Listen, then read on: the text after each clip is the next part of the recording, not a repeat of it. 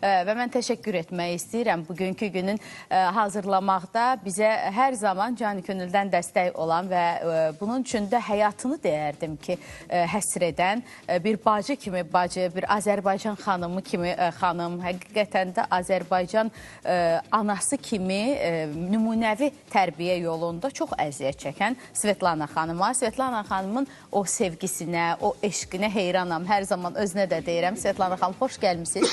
Svetlana Bayramova xalq yazarı Tofiq Bayramın bacısıdır və bilirsiniz ki, dəfələrlə bizim proqramımızda qonaq olub Svetlana xanım. Hər dəfə biz ondan doymamışıq.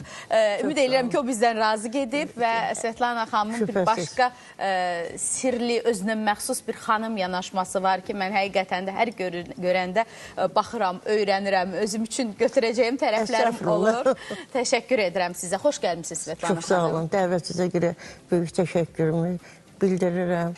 Yaxşı ki, hələ ki ədəbiyyata maraq var və həmin o marağı hər zaman gücləndirən sizin kimi aparıcılar var. Vüsalə xanımın verilişlərinə mən xüsusi şövqlə, xüsusi həvəslə gəlirəm.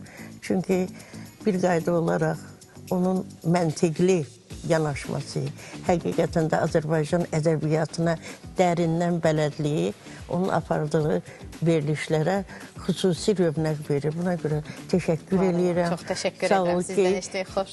Sən və Xəzər televiziyası ümumiyyətlə Tofiqi heç zaman unutmur. Dönə-dönə onun yaradıcılığına müraciət edir və nə qədər ki, Tofiqi sevən insanlar yaşayır, deməli, o qədər də Tofiq yaşayacaq. Tofiqin ədəbi ömrü yəqin ki, əbədi olacaq. İnşallah, inşallah.